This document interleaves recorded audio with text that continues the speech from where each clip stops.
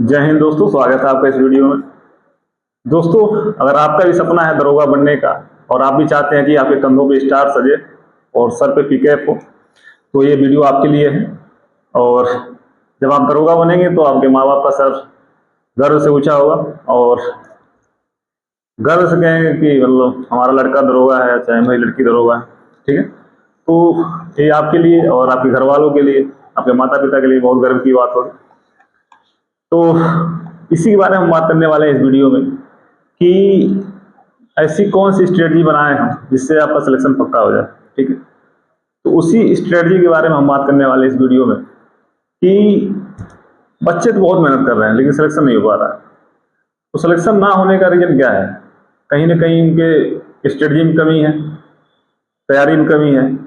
आखिर में क्या गलती करते हैं बच्चे जिससे सिलेक्शन से दूर हो जाते हैं? ठीक है, इन्हीं सब टॉपिक के बारे में हम बात करने वाले हैं और फुल स्ट्रेटजी मास्टर प्लान आपको बताएंगे हम, जिससे आपका सिलेक्शन आराम से हो जाए। ठीक है, अगर स्ट्रेटजी को आप फॉलो करेंगे स्ट्रिक्टली तो आपका सिलेक्शन आराम से हो जाएगा। और अगर आप भी बस स्ट्रेटजी देखते हैं और फॉलो नहीं करते हैं तो सिलेक्शन नहीं होगा। ठीक है, बहुत सारे बच्चे ऐसे होते हैं बस उनको स्ट्रेटजी मिलनी चाहिए, वो बहुत स्ट्रेटजी देखते हैं, सैकड़ों वीडियो देख लेते हैं लेकिन फॉलो एक भी नहीं करते। ठीक है, तो ये गलती आप ना करें। अब भाई हमारी वीडियो देखिए ना देखिए हमें फर्क नहीं पड़ता, लेकिन आप जिसकी भी स्ट्रेटजी आपको अच्छी लगे उसको फॉलो जरूर करिए। ठीक है, एक वीडियो देखिए, दो देखिए, चार देखिए, लेकिन 100 ना देखिए। ठीक है, जो स्ट्रेटजी आपको अच्छी लगती है, आपको लगता है कि इससे सिलेक्शन हमारा हो जाएगा, ठीक है, उसी को आप फॉलो करिए। ठीक, तो इस वीडियो में हम क्या क्या बात करने वाले हैं? सबसे पहले हम बात कर लेंगे बेसिक इन्फॉर्मेशन, जैसे मान लीजिए वैकेंसी कितनी आएगी, योग्यताएं क्या होती हैं, सैलरी कितनी मिलती है, और फिर हाइट कितनी लगती है। मतलब ये सब जो जो बेसिक इन्फॉर्मेशन है, जैसे मान लीजिए जिनको यूपीएसआई के बारे में नहीं पता है, ये सारी बातें हम पहले बात कर लेंगे। उसके बाद बात करेंगे कि प्रीवियस जो मान लीजिए 21 में एग्जाम हुआ था, फिर 2017 में एग्जाम हुआ था, उसमें कट ऑफ कितना गया था। उसके बाद बात करेंगे पार्ट वाइज तैयारी कैसे करें और कहाँ से पढ़ें, क्या पढ़ें और सबसे जरूरी क्या छोड़ें, इसके बारे में बात करेंगे। उसके बाद लास्ट में बात करेंगे कि बच्चे क्या गलती करते हैं जिससे सिलेक्शन नहीं हो पाता है। तो पूरा वीडियो देखिए और वीडियो के लास्ट में अगर आपको लगेगा कि आपका टाइम हम बर्बाद कर दिए तो आप वीडियो को डिसलाइक कर सकते हैं। ठीक है, लेकिन इतना दावा के साथ हम कह सकते हैं कि पूरा वीडियो देखने के बाद आपको लगेगा कि इंफॉर्मेशन अच्छा मिला है और स्ट्रेटजी अच्छी है और फॉलो करने लायक है, क्योंकि स्ट्रेटजी हम वही बताएंगे जो हम खुद फॉलो किए हैं और सिलेक्शन लिए हैं। कहीं सुनी बातें हम नहीं करते, जो अपना खुद अनुभव रहा है वही हम बताते हैं। तो चलिए शुरू करते हैं। सबसे पहले हम जान लेते हैं कि बेसिक इन्फॉर्मेशन क्या होती है यूपीएसआई के बारे में। ये सबसे पहले हम बात करते हैं वैकेंसी कितनी आने वाली है। तो सबको पता है 4542 के आसपास वैकेंसी आने वाली है, नोटिफिकेशन आ चुका है और कभी भी आ सकती है वैकेंसी। ठीक है, तो आप लोग तैयारी में जोर शोर से लगे रहिए और जो लगे हैं तो अच्छी बात है। उसके बाद हम बात करते हैं कि योग्यताएं क्या होनी चाहिए। देखिए, दरोगा बनने के लिए आप ग्रेजुएट होने चाहिए। ग्रेजुएशन में कुछ भी आप किए हो, बीए, बीएससी। बहुत लोगों का डाउट रहता है कि सर क्या इसमें परसेंटेज का रोल होता है। देखिए, आप फर्स्ट डिवीजन पास हो, सेकेंड हो, थर्ड हो, बस ग्रेजुएट होने चाहिए और पास होने चाहिए। ठीक, उसके बाद मिनिमम एज क्या होनी चाहिए? मिनिमम एज 21 वर्ष होती है और जनरल के लिए 21 से 28 वर्ष होती है और जो रिजर्वेशन के हिसाब से छूट मिलता है वो कैटेगरी वाइज मिलता है। ठीक है, उसके बाद बात करते हैं हाइट कितनी होनी चाहिए। देखिए, जनरल के लिए हाइट इसमें 168, जनरल ईडब्ल्यूएस ओबीसी एससी के लिए हाइट 168 सेंटीमीटर है मेल के लिए, और मेल एसटी कैटेगरी के लिए होता है 160 सेंटीमीटर। ठीक है, उसके बाद बात करते हैं फीमेल के लिए हाइट क्या होनी चाहिए। देखिए, जनरल ईडब्ल्यूएस ओबीसी और एससी कैटेगरी की जो फीमेल हैं इनके लिए हाइट होनी चाहिए 152 सेंटीमीटर, और वहीं एसटी कैटेगरी की महिलाओं के लिए हाइट होती है 147 सेंटीमीटर। ठीक, उसके बाद बात करते हैं कि इसमें चेस्ट भी नापा जाता है, जैसे पुरुष के लिए। जैसे वहीं जैसे मान लीजिए जनरल ईडब्ल्यूएस एससी और ओबीसी के लिए चेस्ट होता है 79 से 84 सेंटीमीटर, मतलब नॉर्मल होना चाहिए और 79, और 5 सेंटीमीटर फुलाना होता है, ठीक है। वहीं एसटी कैटेगरी के लिए मेल के लिए चेस्ट होता है 77 से 82, यानी 77 नॉर्मल होना चाहिए और 5 सेंटीमीटर फुलाना चाहिए, ठीक है। महिलाओं में चेस्ट नहीं नापा जाता। पुरुषों में वजन होता है 50 किलो मिनिमम, और महिलाओं के लिए 40 किलो मिनिमम वेट होता है, ठीक। उसके बाद बात करते हैं कि प्रक्रिया क्या होती है। देखिए, इसमें 3 फेज होते हैं। पहले एग्जाम होगा, ऑनलाइन एग्जाम, ठीक है। एग्जाम के बारे में हम बता देते हैं आपको। इसमें 4 पार्ट से प्रश्न आते हैं, मैथ, रीजनिंग, जीएस और हिंदी। 40-40 चारों पार्ट से आते हैं, 160 प्रश्न होते हैं, और हर एक प्रश्न 2.5 नंबर का होता है, 2.5 नंबर का। पूर्णांक होता है 400 नंबर का, ठीक है। मतलब 100 नंबर का हर पार्ट होता है। 100 नंबर का जीएस, 100 नंबर का मैथ, 100 नंबर का हिंदी और 100 नंबर का रीजनिंग, ठीक है। और इसमें निगेटिव मार्किंग नहीं होता है, तो सभी बच्चे पूरा क्वेश्चन अटेम्प्ट करके आते हैं, ठीक है। और 2 घंटे का टाइम होता है। एग्जाम हो जाता है, उसके बाद कट ऑफ आता है, पहला कट ऑफ, जिसमें डॉक्यूमेंट वेरिफिकेशन के लिए और पीएचडी के लिए बुलाया जाता है, जिसमें आप ग्रेजुएशन लेवल का जो सर्टिफिकेट आप लगाए हैं सर्टिफिकेट लगता है, और आपका हाइट, वेट, चेस्ट ये सब नापा जाता है। जो लड़के इसमें क्वालिफाई होते हैं उनका फिजिकल होता है, रनिंग होती है, तो जब जाएंगे आप तो बस रनिंग होता है उसमें। रनिंग में जो मेल कैंडिडेट हैं उनके लिए होता है 4800 मीटर 28 मिनट में, और जो फीमेल हैं उनके लिए होता है 2400 मीटर 16 मिनट में, ठीक है। ये रनिंग होती है। इसमें नंबर नहीं मिलता, एग्जाम का जो नंबर होता है वही बस रहता है, बाकी किसी चीज़ के फिजिकल के लिए नंबर नहीं मिलता है, ठीक है। तो फिजिकल हो जाता है, उसके बाद एक फाइनल कट ऑफ बनता है। उसमें उतने ही बच्चे पास किए जाते हैं जितने आपके मेडिकल के लिए हो, चाहे मेडिकल के लिए जितने वैकेंसी होती है, ठीक है। जैसे मान लीजिए 4542 अगर वैकेंसी है तो इतने बच्चे फाइनल मेरिट में सेलेक्ट होंगे मेडिकल के लिए, ठीक है। और मेडिकल में जो अनफिट हो जाते हैं तो बाहर हो जाएंगे, तो उनका सिलेक्शन नहीं होता, वो सीटें खाली चली जाती हैं। ऐसा नहीं है दोबारा मेडिकल करवाया जाए, दोबारा लिस्ट लगाई जाए, ऐसी नहीं होती। तो जितने मेडिकल में पास होंगे उतनी ही सीटें होती हैं, ठीक है। उसके बाद आपका ज्वाइनिंग लेटर मिलेगा, उसके बाद ज्वाइन करेंगे आप। और इसके बाद बात करते हैं सबसे जरूरी चीज़, 6 पे लेवल की नौकरी है ये, और 4200 ग्रेड पे की नौकरी है। सैलरी आपको मान के चलिए जब स्टार्ट होता है ट्रेनिंग में तो मिनिमम 50,000 तो आराम से मिलता है, ठीक। उसके बाद बढ़ता जाता है। और आपके लिए बहुत खुशखबरी की बात यह है कि 8वां पे कमीशन लगने वाला है, और जैसे आप लोग ज्वाइन करेंगे 70,000-80,000 सैलरी ऐसे ही स्टार्ट से ही हो जाएगी, और 2026 तक हो जाएगी। तो इससे बड़ा मोटिवेशन क्या हो सकता है आपके लिए, ठीक है। क्योंकि फाइनली पैसे के लिए सब कोई नौकरी करता है, चाहे जॉब करता है। तो और सरकारी नौकरी आदमी इसलिए करता है, एक थोड़ा रुतबा रहता है, समाज में एक अलग छवि रहती है, एक पहचान रहता है, एक अलग इज्जत मिलती है। आप हमारी बात को याद करेंगे बाद में जब आप सेलेक्ट हो जाएंगे। जब आप कभी घर पे जाएंगे, किसी शादी में जाएंगे, किसी फंक्शन में जाएंगे दरोगा बनने के बाद, तो आपको अलग इज्जत मिलेगी, ठीक है। आपको लगेगा कि हाँ कुछ तो बात है ठीक है। इसको आप बाद में अनुभव करेंगे जब आप सेलेक्ट हो जाएंगे तब, ठीक है। ये तो हो गई बेसिक इन्फॉर्मेशन, ठीक है, दरोगा से जुड़ी, ठीक है। और उसके बाद हम बात करते हैं कि कट ऑफ कितना गया था, ठीक है, 2017 में, और उसके बाद 2021 में कट ऑफ कितना गया था।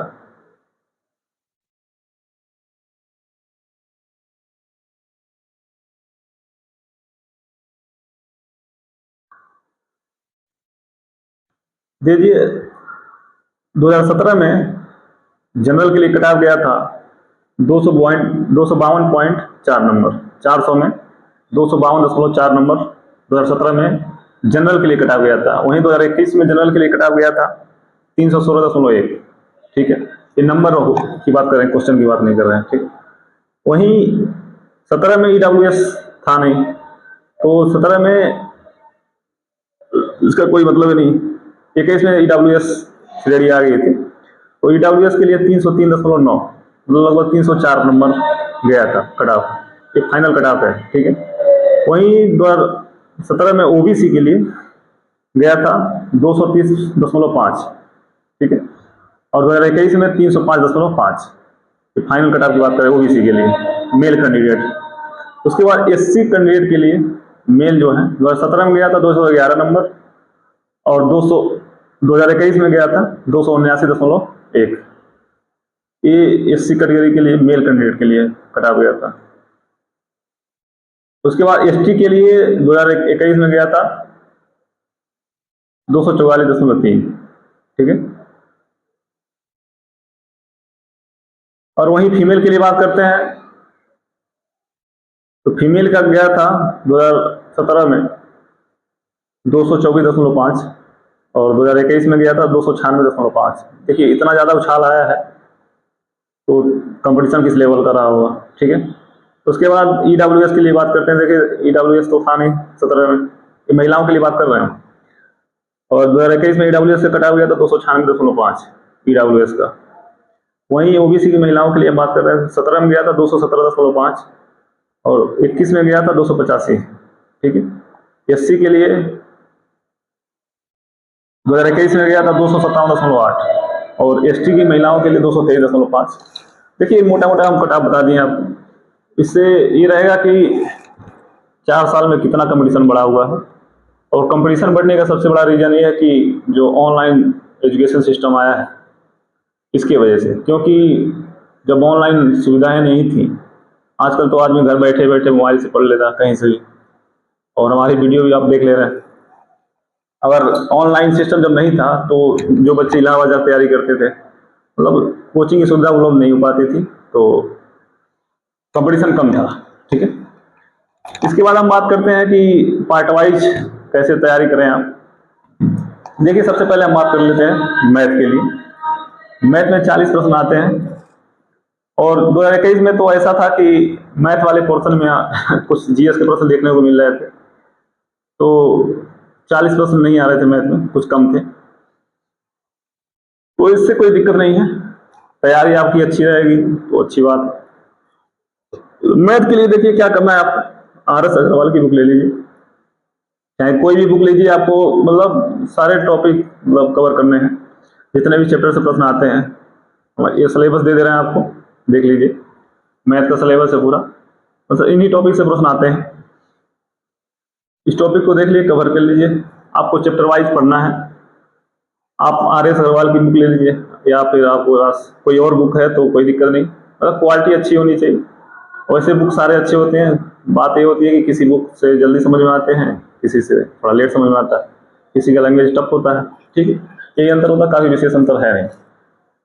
अंतर वहाँ पैदा हुआ जब आप प्रैक्टिस करेंगे, ठीक है।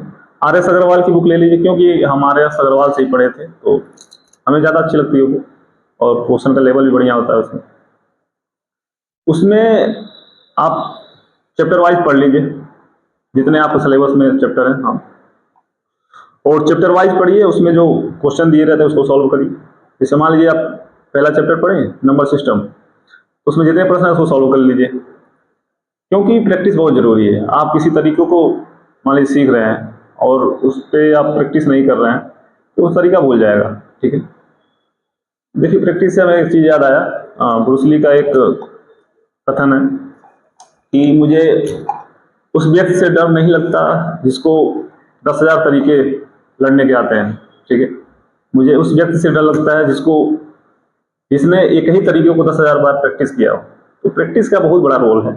आप जितना ज़्यादा प्रैक्टिस करेंगे उतना ज़्यादा आपका स्कोर बढ़ेगा, ठीक है, चाहे फील्ड कोई भी हो। तो इसमें हम टीचर का नाम बता दे रहे हैं। जैसे मान लीजिए कोर्स लेने की जरूरत नहीं है, आप किताब ले लीजिए, किताब से पढ़िए, और यूट्यूब पे बहुत सारे कंटेंट फ्री में अवेलेबल हैं।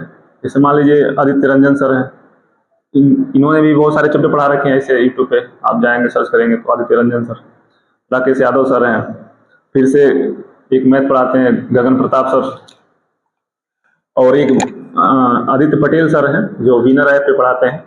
मतलब इन पे जाएंगे, जब एप्लीकेशन ऐप पे जाएंगे, इनके चैनल पे जाएंगे तो बहुत सारे चैप्टर ये लोग फ्री में पढ़ाए हुए हैं, उस हिसाब का काम हो जाना है, ठीक है।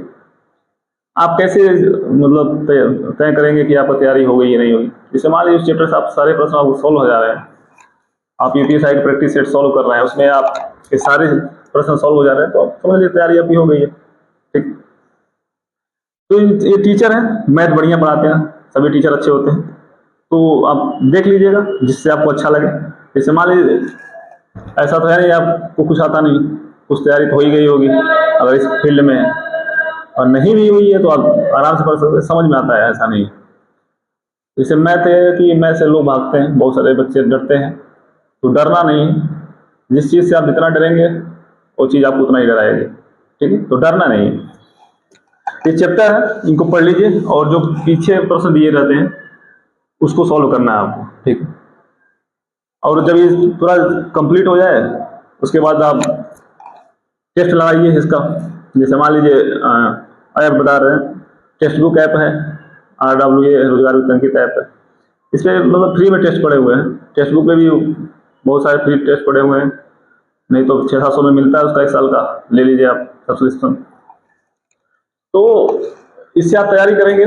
देखिए मैथ सारा प्रैक्टिस का खेल है, मैथ में जितना ज़्यादा आप प्रैक्टिस कर लें, स्पीड, एक्यूरेसी, यही सब मैथ में होता है। ठीक है, आपका कैलकुलेशन जितना तेज रहेगा, जितना सटीक रहेगा, और जितनी अच्छे से मतलब समझ होगी आपकी, जैसे क्वेश्चन को आप समझ रहे हैं, पढ़ रहे हैं, तो उसको फील करिए कि क्या क्या रहा है, करना क्या है इसमें, उतना अच्छा मैथ हो जाएगा आपका। ठीक है, तो प्रैक्टिस बहुत ज़रूरी है, वो मैथ हो, रीजनिंग हो, हिंदी हो, GS हो, सब में ज़रूरी है। तो उसके बाद हम बात करते हैं रीजनिंग के लिए। देखिए रीजनिंग की बुक ले लीजिए, कोई भी ले लीजिए, कोई दिक्कत नहीं है। एक बुक आती है KP सिंह की, अच्छी बुक है रीजनिंग की, इसको ले लीजिए, और इस हाई लेवल तक की तैयारी के लिए अच्छी बात है, कोई दिक्कत नहीं है। इस बुक को पढ़िए। देखिए रीजनिंग तो बहुत सारे चैप्टर ऐसे होते हैं जो आप किताब से पढ़ के ही लगा सकते हैं, कुछ चैप्टर में समझने वाली चीज़ें होती हैं, उसके लिए ऑल यूट्यूब पे सर्च करेंगे तो तमाम टीचर मिल जाएंगे। हम मान लीजिए कुछ टीचर का नाम बता दें, विक्रमजीत सर हैं जो पढ़ाते हैं, रीजनिंग बढ़िया पढ़ाते हैं, बहुत सारे टीचर हैं। आप जब सर्च करेंगे रीजनिंग के लिए तो आपको क्लास आराम से मिल जाएंगे यूट्यूब पे। देखिए रीजनिंग प्रैक्टिस का खेल है, जितना ज़्यादा प्रैक्टिस करेंगे उतना अच्छा रहेगा, उतना जल्दी आप सॉल्व करेंगे, क्योंकि बहुत सारे प्रश्नों में टाइम लग जाता है, और आजकल टाइम का ही खेल है। टाइम मैनेजमेंट अगर अच्छा है आपका तो एग्जाम में प्रेशर नहीं होगा, नहीं तो आपके क्वेश्चन छूट जाएंगे। ठीक है, उसके बाद हम बात करते हैं हिंदी के लिए। देखिए हिंदी में बेसिक चीज़ें बता देते हैं। जैसे देखिए इसमें कुछ चीज़ें होती हैं याद करने वाली, जैसे कुछ शब्दकोश होते हैं, जैसे परिवाची हो गया, विलोम हो गया, तत्सम तद्भव हो गया, अनेक शब्दों के लिए एक शब्द हो गया, मुहावरे, लोगों की, ये सब याद करने वाली चीज़ें। क्लियर। कुछ होता है इसमें व्याकरण, ठीक है, जैसे संज्ञा से अव्यय तक ये जो चैप्टर हैं सब समझने वाले हैं। ठीक, उधर हो गया अलंकार हो गया, फिर रस छंद अलंकार, ये सब समझने वाले चैप्टर हैं, इसको आपको पढ़ना ही पड़ेगा। ठीक है, अगर आपकी तैयारी अच्छी है, आप पढ़ रहे हैं तो अच्छी बात है, लेकिन आपको किसी न किसी टीचर से पढ़ना पड़ेगा। तो जो चीज़ें याद करने वाली है उसको याद कर लीजिए आप। और इसमें हिंदी में आते हैं गद्यांश आते हैं, जो ये सब प्रैक्टिस का खेल है, इसमें जितना ज़्यादा प्रैक्टिस करेंगे उतना सही होगा आपका। तो इसको 3 पार्ट में बांट लीजिए आप। पहला मान लीजिए जो याद करने वाली चीज़ें, और जो एक तो व्याकरण है और गद्यांश, इसको बांट के पढ़िए, इसको तैयारी अच्छी हो जाएगी। ठीक है, मान लीजिए एक नवीन सर है जो उससे पढ़ाते हैं, रोजगार वितंकित ऐप पे पढ़ाते हैं, तो अच्छा पढ़ाते हैं हिंदी। विवेक सर हैं एग्जामपुर वाले, ये लोग हिंदी अच्छा पढ़ाते हैं, इनसे पढ़ लीजिए, जो समझने वाले चैप्टर हैं उसको पढ़ लीजिए।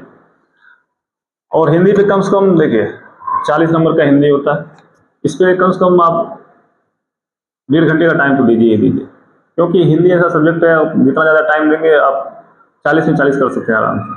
ठीक है, तो हिंदी में टाइम जरूर देना आप। उसके बाद उसमें जो प्रैक्टिस होते हैं, जो प्रैक्टिस के लिए दिए रहते हैं प्रश्न, उसको सॉल्व करना है करना, ये नहीं आप पढ़ लिए छोड़ दें।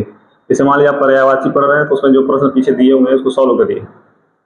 और बहुत सारे लोग ये होते हैं कि जैसे किताब लिए और टिक लगाते जाते हैं, तो आपको टिक नहीं लगाना है। ठीक है, आप जैसे मान लीजिए प्रश्न दिया है और आंसर के पीछे दिया रहता है, तो आप जैसे एग्जाम में दिए रहते हैं, आप एक पेज ले लीजिए, ठीक है, उस पर आप OMR ले लीजिए, ठीक है, OMR शीट, उसको आप गोला कर लीजिए, फिर चेक कर लीजिए, फिर से अगर बाद में कभी आपको पेपर देना हो, मतलब प्रैक्टिस करना हो, फिर एक OMR लीजिए, कर लीजिए प्रैक्टिस। इससे ये रहेगा कि आप कई बार एक ही चीज़ को प्रैक्टिस करेंगे और बार बार कर लेंगे।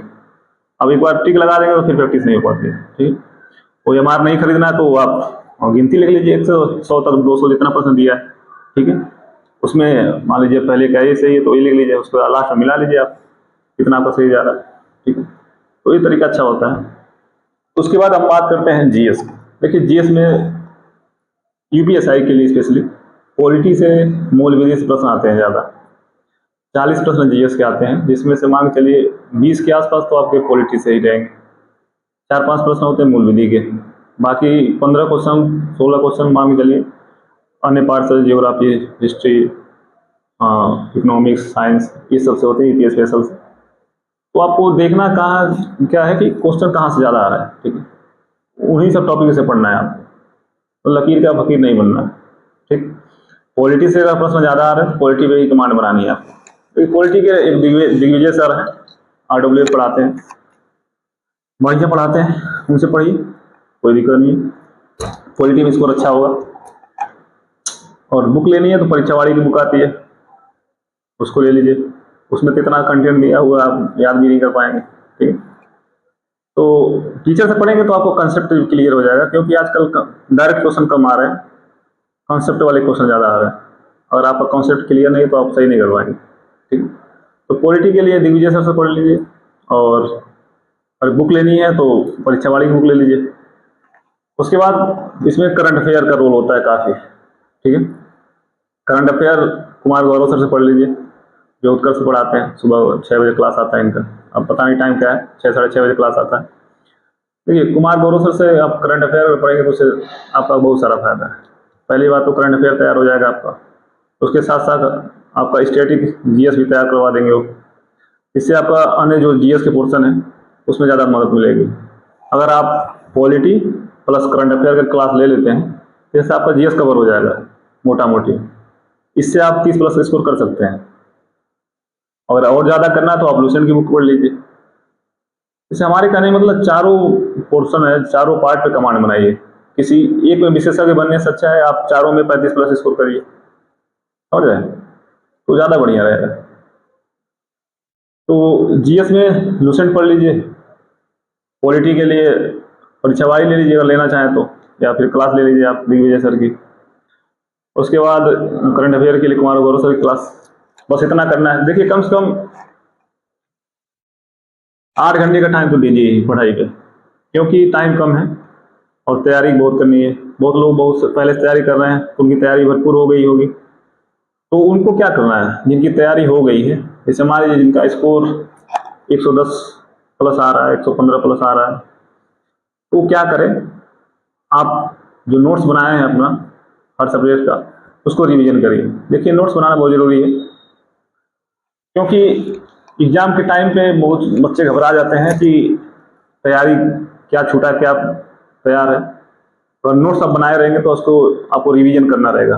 लास्ट में सिमेटना बहुत मुश्किल हो जाता है। ठीक, तैयारी को जो सिमेट नहीं पाते हैं वो सक्सेस नहीं हो पाते हैं। ठीक, तैयारी को समेटना बहुत ज़रूरी है, तो नोट्स बनाना जरूरी। जैसे मान लीजिए हिंदी का नोट्स बना लीजिए, जीएस का नोट बना लीजिए, बाकी मैथ रीजनिंग का अगर आप बनाना चाहें तो बना लें। देखिए मैथ में ज़्यादा नोट्स बनाने की जरूरत है नहीं, मैं तो नहीं बनाया था। और हिंदी के लिए आप बुक बता दें, हिंदी के लिए राजपाल सिंह की बुक आती है यूनिवर्सल पब्लिकेशन की, बताना भूल गया। यूपीएससी का एसआई के लिए बहुत बढ़िया बुक है, आप उसको ले लीजिए। हम तैयारी करें तो उसी से पढ़ते थे। राजपाल सिंह की यूनिवर्सल पब्लिकेशन की सामान्य हिंदी की बुक आती है, उसको ले लीजिएगा। ये सारे चारों पार्ट कवर हो गए। उसके बाद सबसे ज़रूरी चीज़ ये है कि बच्चे गलती क्या करते हैं, जिससे सिलेक्शन नहीं हो पाता। देखिए हम टारगेट लेके चलते हैं कि मान लीजिए 160 नंबर का प्रश्न एग्जाम में आता है, 160 नंबर, सॉरी 160 प्रश्न आते हैं। 160 में कम से कम आप 140 का टारगेट बनाइए। अगर 140 का टारगेट बना के चलेंगे तो आप 130+ कर ही जाएंगे। टारगेट जितना ज़्यादा बड़ा होगा आप उसी के हिसाब से मेहनत करेंगे। ठीक है, बड़े टारगेट बनाएंगे तो छोटे तो ऐसे ही अचीव हो जाएंगे। अगर आप टॉप करने का टारगेट बना रहे हैं तो पास तो ऐसे ही हो जाएंगे। ठीक है, तो टारगेट टॉप करने का बनाइए, पास की चिंता मत करिए, पास हो जाएंगे आराम से। ठीक है, सबसे ज़रूरी चीज़ जो बचता है प्रैक्टिस। आप डेली, मेरी मानिए, आप पढ़ाई में आधा घंटा कम कर दीजिए, जैसे मान लीजिए जीएस में जो टाइम दे रहे हैं 1-1.5 घंटे का, थोड़ा कम कर लीजिए, लेकिन प्रैक्टिस जरूर करना है। जैसे मान लीजिए जीएस का कर लीजिए, जीएस का कम से कम 50 क्वेश्चन डेली प्रैक्टिस करिए।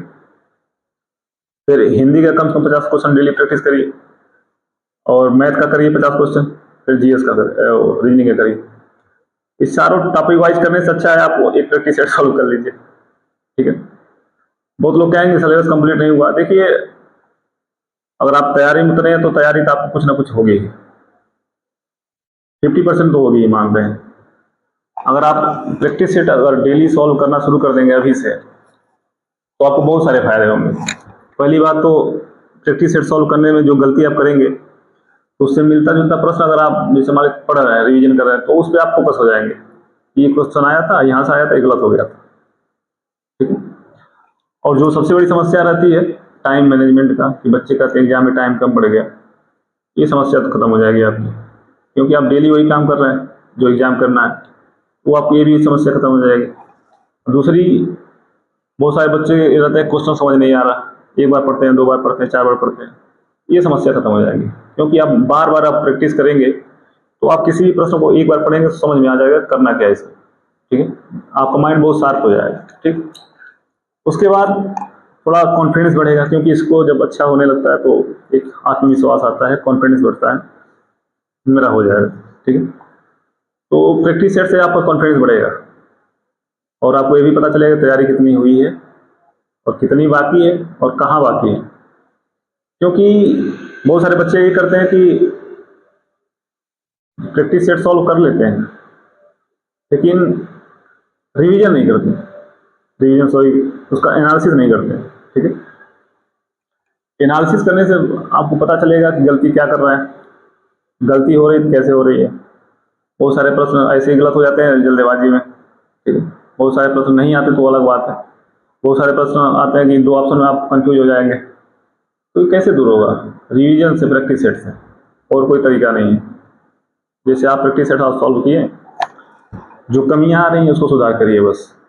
जैसे मान लीजिए पार्ट वाइज हिंदी में देख लीजिए कहाँ से गलत हुआ है, जीएस में देख लीजिए कहाँ से गलत हुआ है, रीजनिंग में देख लीजिए कहाँ से गलत हुआ है, मैथ में देखिए किस चैप्टर से गलत हो रहे हैं प्रश्न आपके, और उस चैप्टर से आप कमजोर हैं तो उसको तैयार कर लीजिए।